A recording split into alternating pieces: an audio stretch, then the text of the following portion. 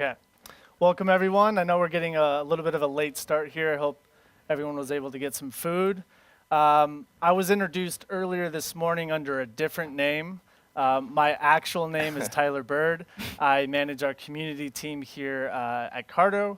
And welcome to the Location Intelligence for Social Good.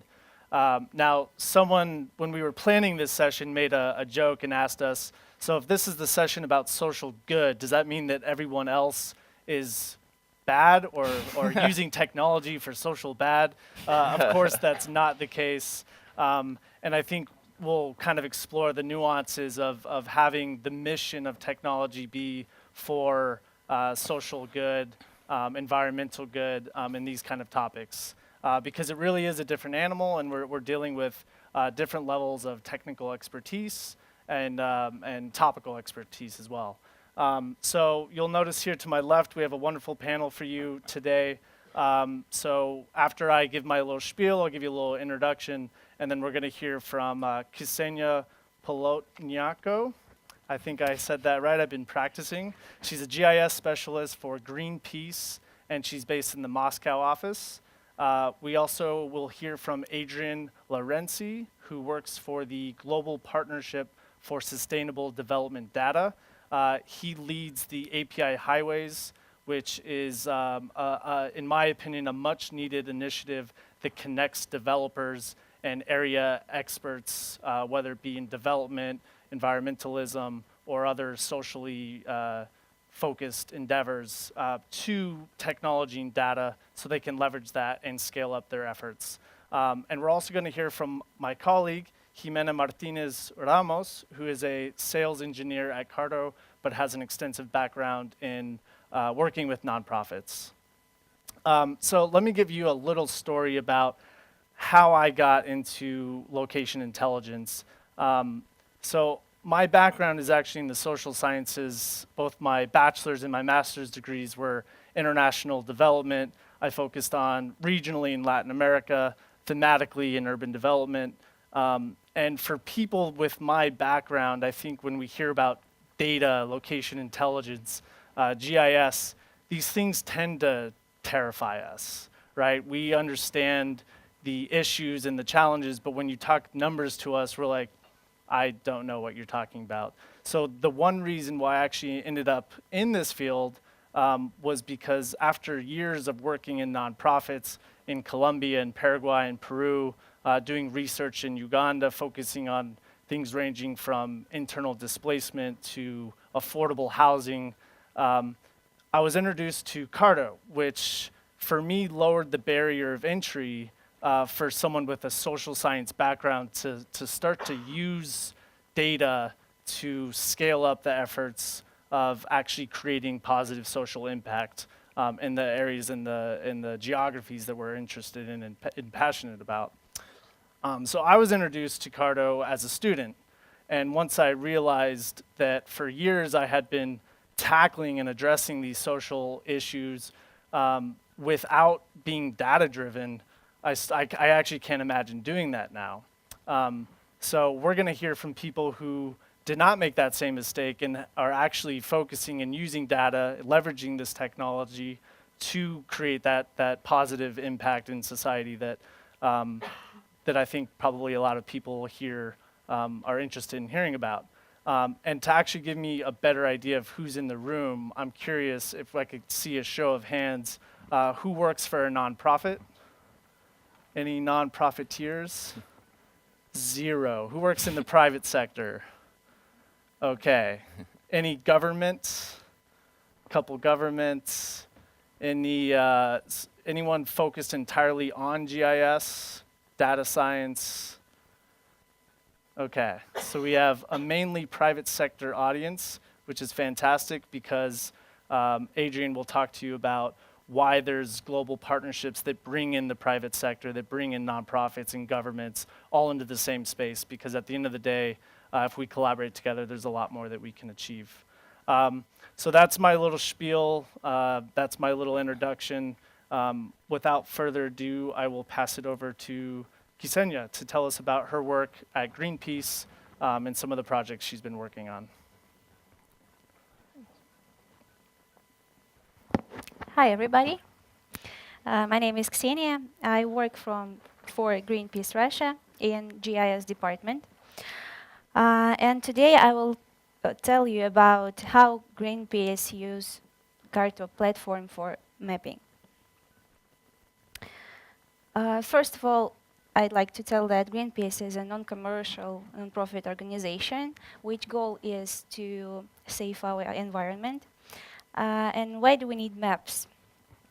The answer is pretty simple. We constantly work with people and we need to tell them some stories to prove them some important things about environment. And the best way to tell them those things is to visualize them, because it's much more efficient than to tell it by posting long text or something else. So maps help us to make campaigns much stronger, to make our projects much more credible, and to make environmental crimes much more visible. So in the next slides, I will show some examples of the maps made by CARTO in Greenpeace. This map shows us the territory of Russia and all million-plus populated cities. And with the red sign, with the red circle, which size is proportional to the air pollution, people can see how polluted the cities are. So this map was made in dark colors, as you see, because it was important for us to show people how polluted their places are.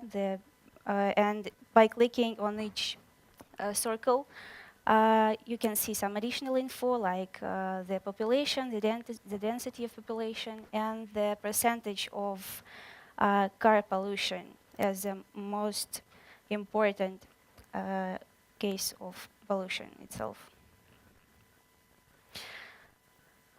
This map shows the territory of Moscow, and the territory of Moscow in the amount of trees in it. So as you see in the central Moscow, the situation is very poor.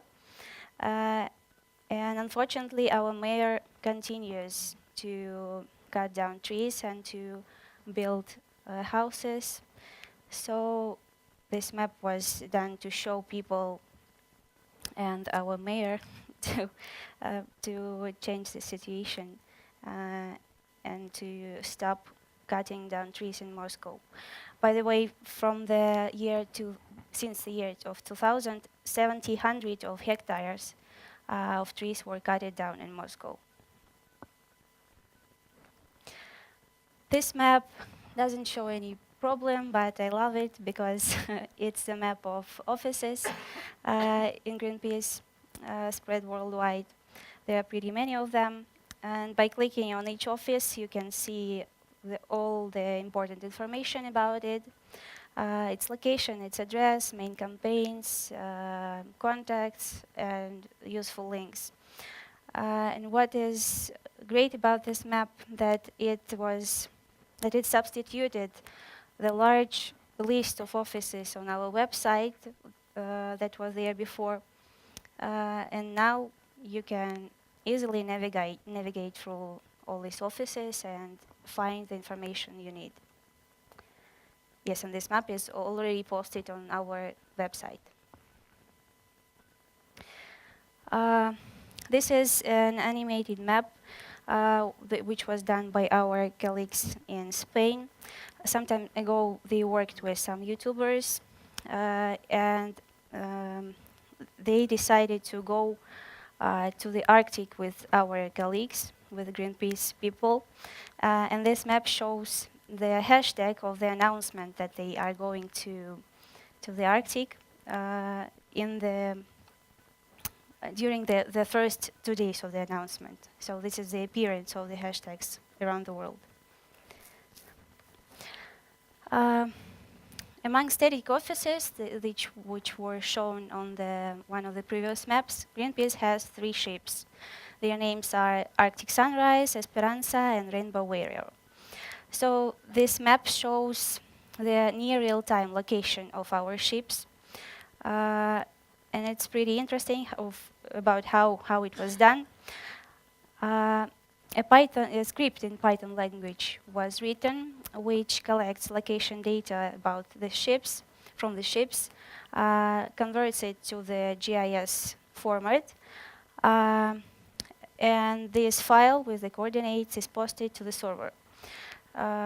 Then, thanks to the function which in CARTO platform, which allows to upload data sets from the cloud. So we uploaded this file from the cloud, and it updates every hour. So in the near real time, you always can see the position of our ships. This map is about electricity spots for vehicles. The thing is that there were many maps posted in the internet about where people can charge their cars. But Greenpeace decided to check the information, and this map shows that, for example, red spots. In the red spots, there are no points of charge at all, but yes, we compared it to the existing information, and there is no spots. The orange ones means that they were there, but they were demolished. Yellow ones are the spots which limited access to it, and green ones is the really existing charging spots. This is a rather simple map, but it shows a simple example of data analysis. Here are intersected the license blocks of for hydrocarbon production and the protected areas. And with the red color, you can see the intersection. So we discovered environmental crimes. This map was done by our German colleagues. It is the particular expedition of our Arctic Sunrise ship with the spots shown, the points shown here. And by clicking on each point, you can see some interesting information and coordinates of the stop and the most interesting photos. This map was done by our USA colleagues. It shows the three pipelines, pipelines from three companies, with the dots shows oil spills. So the thing is that the company, one of the companies decided to build one more pipeline, which crosses many water objects and other important stuff for the environment. And they prayed that it will be safe and will not damage anything. But Greenpeace decided to make this map in order to show that they have already constructed very, very dangerous pipelines, and not to make the JP Morgan company to finance the construction of this new pipeline. This is a map about fires in Russia. The thing is that we have a strong problem of so-called fire season. It starts in March and ends in November.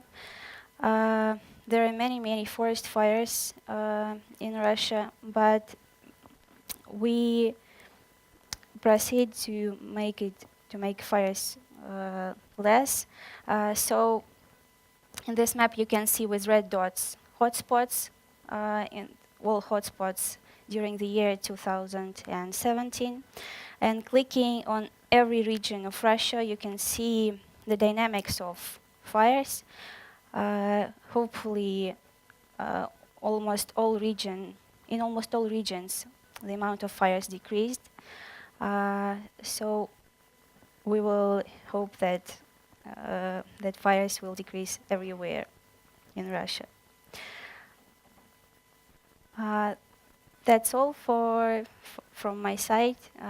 But in conclusion, I would love to thank CARTO for inviting me here and for developing such a great platform. I'm sure that we will continue to use it and make many, many more useful maps. That's it. And we will have time for questions and answers after. We're just going to present the work of all of our panelists, and then we'll follow up. So if you have questions, hang on tight, and we'll have a time to chat at the end. So Adrienne, go ahead. Yeah. Cool. All right, I'm Adrienne Lorenzi. And do I press it to start? Okay, cool. Good. Yeah, I'm Adrienne Lorenzi. I'm here representing the Global Partnership for Sustainable Development Data, which is a really annoyingly long acronym.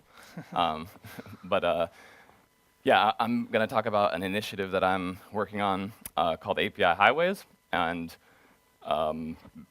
basically, what we're trying to do to leverage the data that exists across this global partnership for sort of addressing kind of sustainable development and how to kind of better make data-driven decisions for sustainable development.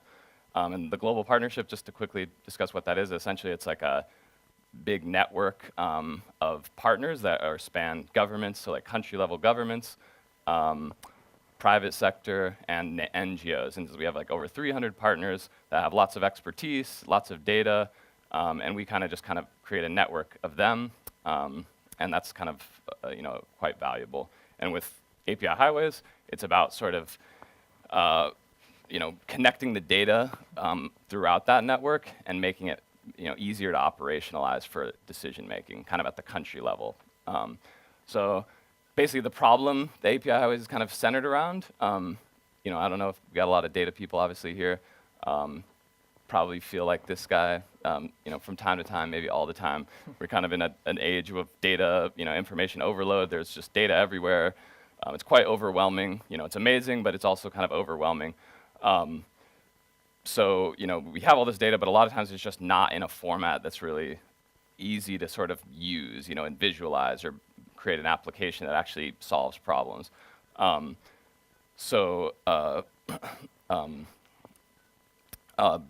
Essentially, we just want to sort of reduce those barriers, basically. And in cases, in cases also where like data is in a format like an API that's maybe easier to visualize or easy to build an application on, those kind of resources are kind of scattered around and not kind of in a single place where you can find them easily, depending on your particular, what you're particularly interested in. So kind of API Highways is fairly new. It's kind of a new initiative. It's just kind of getting off the ground, and basically we're sort of taking the data that exists throughout the partnership and kind of putting it into one place. And we're not really trying to be a technology platform like CARTO, but rather kind of build the pipes of like taking all the valuable data that's out there and connecting it up with these valuable technologies and developers to kind of help operationalize the data and have a centralized place where people can kind of search and find data that might be useful to whatever they're working on. So, an example of some of the types of things we want to, facilitate creating are, like the kind of mashup visualization. So there's this global database of protected areas, and then there's also another, and that comes from, through one of our partnerships, really amazing data set, and then kind of mashing that up, in this case, with, conflicts. And so someone might want to look at a relationship of protected areas and what kind of conflicts are going on there. Just kind of a simple example. As far as like the infrastructure, the data infrastructure that is API Highways, we're sort of focusing on sort of developers as the sort of primary user and connecting data across platforms. So every data set, basically, we now have this kind of queryable interface and some examples of like how you could just like use some code to start querying that data set and build a visualization or application on it. And so in the case like the protected areas, right, it's this huge data set, kind of hard to use if you just download it, but if you can actually just like right away query kind of a live copy of the data and just slice out the country you're interested in, that makes it kind of more useful. And then, we also want to couple, sort of code examples with, visualizations that people have made and like have all that code, everything, the idea is to be open source, so to kind of facilitate repurposing things and, people being able to take something that someone started and maybe use it in a different country or build upon it in some way. So in the geospatial context, just to give an idea of some of the things we would like to try to help address, some of these barriers to sort of access and using data that exist within the developing community and obviously elsewhere, is projections. That's obvious. Sometimes you have data in different projections or datums, and if you want to create a web map, right, you have to often reproject, and that can be complicated. So maybe that's something that we can help with that, and by connecting like a data set with some other entity that knows how to do the projection and sort of like surfacing that to people. And again, this is not all things that are necessarily actively being done, but places we want to go, and not just having us be the ones to do it. We would want to like kind of build communities that start to help solve these issues and open source things. And also, yeah, please, I hope you have some questions, because I think there's a lot of interesting stuff to discuss. So yeah, please answer or save up questions. So yeah, issues with large files, I kind of talked about that. Static files, right? To build a visualization or application that's dynamic, a static file is kind of typically how data lives, especially coming from like country governments. It's just static files. To make some kind of interactive visualization, you would want to put that into a database or a system like CARTO. But it's better if that data set's just already in that system. You don't have to spend all the time doing the data wrangling or maintaining a database. And then subscription costs, right? There's all these different tools out there.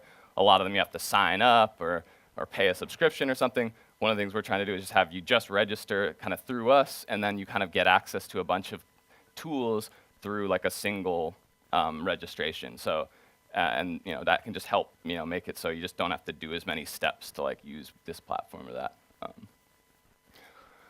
So kind of an example of like the CARTO partnership that's kind of growing, and one of some of the things we're trying to do there. On one end, CARTO has this amazing infrastructure. You can take large geospatial data sets and make them queryable.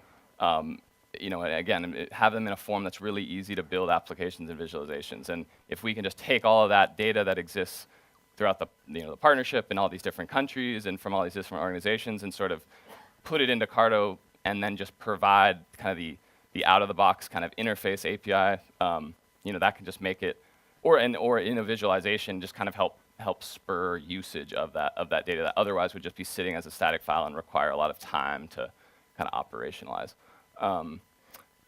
Data analysts and scientists like trying to get a bunch of data that maybe isn't yet in CARTO, and just make it like easier to like put it into CARTO. If it's sort of a web map layer, teach people how to easily use that in CARTO and then combine it with something else and kind of do mashups. So just trying to like reduce the steps of like the data wrangling, basically. And one, I think, statistic that would be maybe worth mentioning is or not, just something you hear a lot is, right, like 80% of the work with data is like data wrangling, right? And so the more we can do to reduce that effort, the better, right? Just an example of some of the things that we can kind of would like to try to help facilitate, types of things that people are starting to do.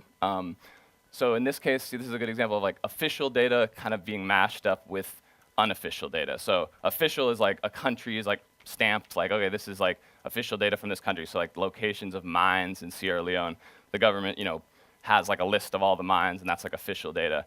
On the other hand, there's this information from Global Forest Watch about tree coverage loss. That's derived from like satellite images. It's not official, but this is kind of a way to see if there's like a relationship perhaps between like a mine and forest degradation. That might be. And then at the layer behind that is like a Sentinel satellite images. So and that's like the actual image of the land at a particular time. Another example that's kind of coming up a lot is satellite image processing. So, trying to understand something like land coverage, having more people kind of open sourcing tools that process satellite data and like generate useful analyses. So like for the Sustainable Development Goals, that's obviously the main focus of the global partnership, or kind of the framing of everything.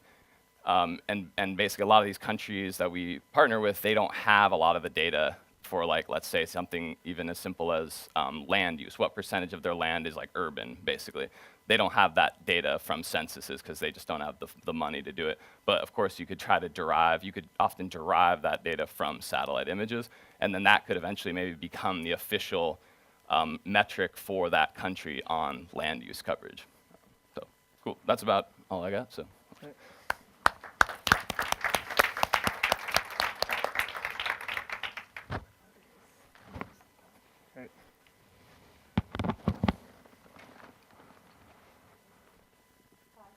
Can you hear me? Yeah. Yeah. Okay. So I just want to talk a little bit about my experience as a GIS person in the social good projects. So something I saw when I started studying GIS was, because I was interested on activism and social projects, that when I talked to people on those projects, they had no idea about GIS, they had no idea about data, they even didn't know where to find this data. I should have put this because I'm starting that way, actually. So all these problems that I found they had, most of them could be fixed if they had training or if they had the tools. So then I started to relate with other people working in different projects, like humanitarian projects or cultural projects, and we decided to start an NGO called Geomundos. It doesn't make sense in English, I think, but in Spanish it does. So, in that NGO, what we did was trying to spread the use of Force4U, which is open source for free and open source for Geospatial, in other kind of projects that wasn't really related to technology or to GIS per se. So that was pretty interesting because I was working in GIS for many years and I was never in the news. But with this NGO, we were in the news like every day. So we started up a very interesting project with, it was called A Real Bike Lane in Madrid is Possible. Because bike lane in Madrid now is horrible, but it was more horrible before, just for you to know. So don't take those bikes that you see, it's really dangerous. Really, you don't find bike lanes everywhere. So what we did was putting together a series of people interested in biking, people that were actually taking the bike every day. And we did a crowdsourcing project using a platform that was called Usaihidi. I don't know if that's a very old project. So we did that maybe 7 years ago, and this platform allowed us to crowdsource different data from different people, just from their GPS, their smartphones, and it was so easy for them to put all of this together in this map at the end. So we did a workshop at the beginning, then we went to the field and did all the routing with the bikes, and then we got back all the GPS tracks, and we were discussing what could be the best bike lines or the best ideas for a non-dangerous bike lane system. So that was pretty interesting. And what I learned from that is that if you put the correct tools in the hands of people with the knowledge, it's super powerful. Because I had no idea. I mean, I took my bike sometimes, but I had no idea about all the knowledge these people had about how to avoid the traffic or how to use these streets or this other. So they actually had all the knowledge. What we did was putting some all GIS knowledge in the hands of those people, and the results were amazing. So, I mean, I work for CARTO, but I use CARTO before working for CARTO because it's this kind of tool that is really easy to use for people that they are not GIS people. So I just want to mention another kind of projects I did. When I was living in Canada, I was working for the Council of Canadians, and I was living in Newfoundland, so they were trying to start a lot of fracking projects, this thing that they go into the earth and do this bad thing. So I put together some maps using CARTO actually to show some surveys that we did as the Council of Canadians to citizens to understand how they felt about fracking. And it was so clear in the map that everybody was against that. Like I think it was like 80% or 82% in every province, that it was so powerful when we published that. And lately I'm working with CARTO frames and a little playing with data science. So I'm finding that this is really powerful because now, before it was hard to get data, but as Adrienne was saying, there are a lot of places now that you can get data. So you can go to the internet, find all these amazing data sets, but then what do you do with them? You have no idea on how to treat them or how to extract the data that you really need from them. And I'm finding that data science, and I'm using CARTO frames for that, is super easy to use, and it can really empower activism. So I think it's like the new era of the old GIS. So I think all these tools in the right hands, they are really powerful to get very interesting results and really make all the social projects and all the humanitarian projects more visible and get more impact in the audience. So that's what I wanted to share. Thank you. Thanks. So I have to say that as dangerous as the biking in Madrid might be, there's motors on the bike. It blows my mind. I mean, I bike everywhere in New York City, and I really do kind of fear for my life. Even if I'm in a bike lane, there's someone parked in it, or there's someone walking through it, or just a pothole that's waiting for me. So getting on a bike here and having a motor take me up a hill was just, I'm still kind of like processing it. So I'm looking forward to exploring a little more on the bike this year, this week. So I think one common theme here is there's a lot of gaps, right? There's the data stewards, the people that collect the data, that are working on an issue, that are not connected to the people that know what to do with that data. And then there's usually someone in the middle who's looking for both, right? So I think making these connections between different sectors, whether it's government and private sector, I think usually the most effective partnerships leverage data from these different sources. And data mashups, as you can say. And I think that's not necessarily where the challenge ends.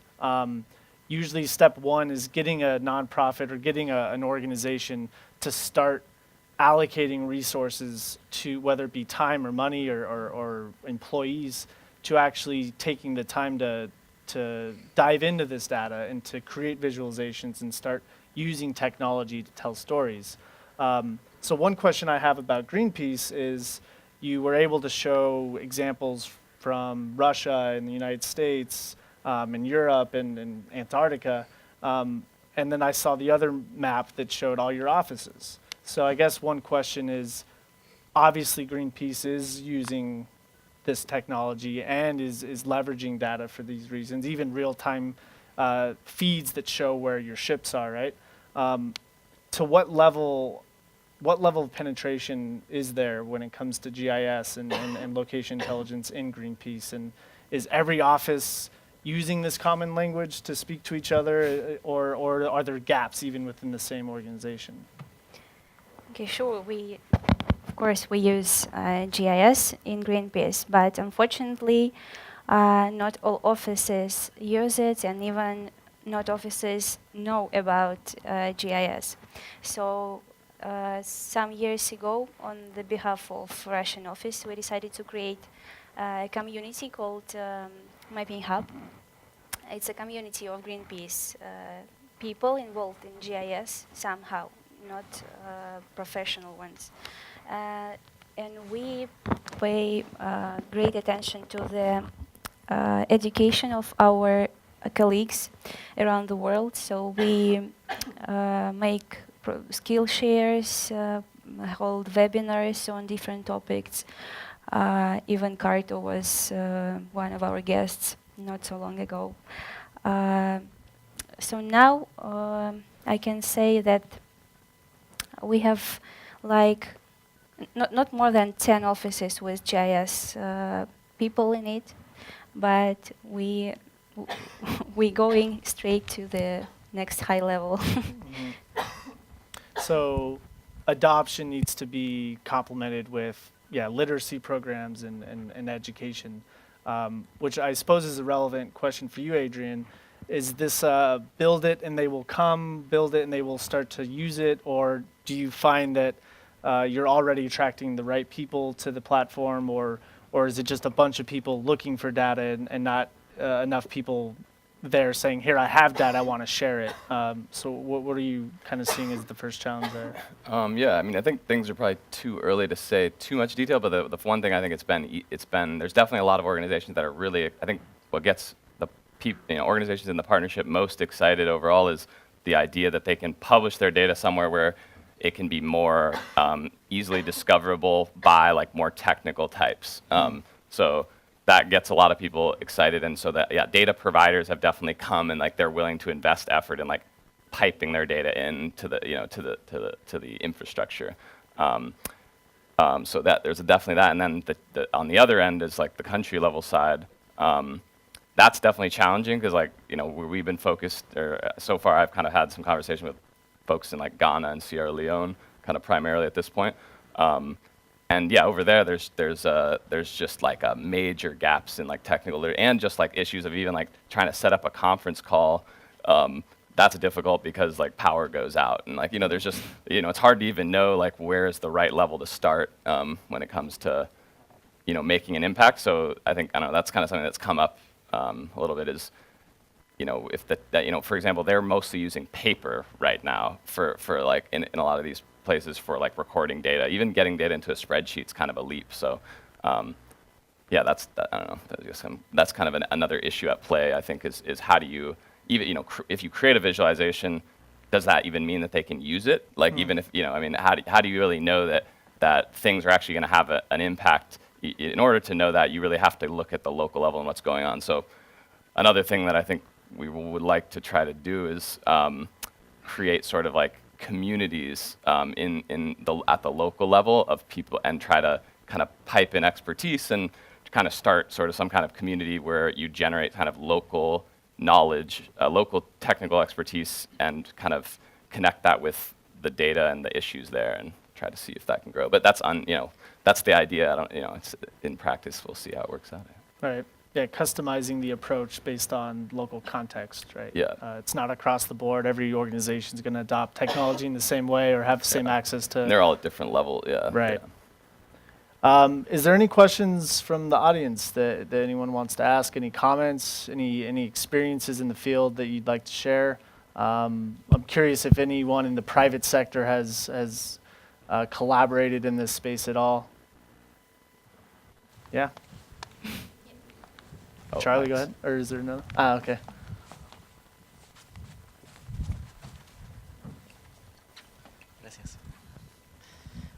One of the things that resonated to me a lot right now was what you mentioned, Tyler, about customizing the approach. And for us, it's kind of hard in Telefonica for our clients mainly because for them, even visualizing data right now, while we were talking at lunch, and just getting a grasp of how data works once you plot it is hard. So I don't know if any of you had experiences in how doing a client development or resource development to get people starting to use it, if it makes any sense. I think at this point it's important to mention the project Humanitarian OpenStreetMap. I don't know if everyone knows about it. Well, if you know OpenStreetMap, this like wiki map of the world.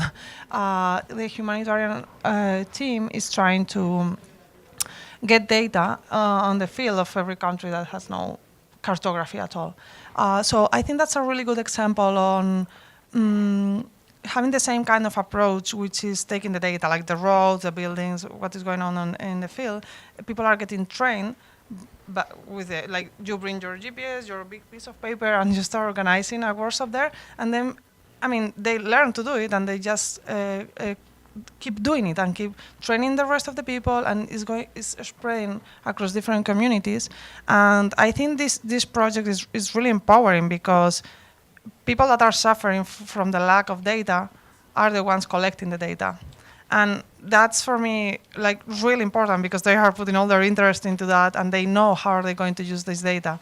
So I know it's not really related to your question, but I think it's a project that is interesting to understand how people from having nothing, how they start getting technology, because it's the technology they know they need. And that's a big difference than when you get technology like, I don't know, 100 computers, and maybe you don't know how to use them, but they are getting little GPS and then maybe a computer, so they are getting the technology they need because they need it for a specific purpose, and because the project was defined before even getting the technology. So I think that's a really good approach on this kind of problems.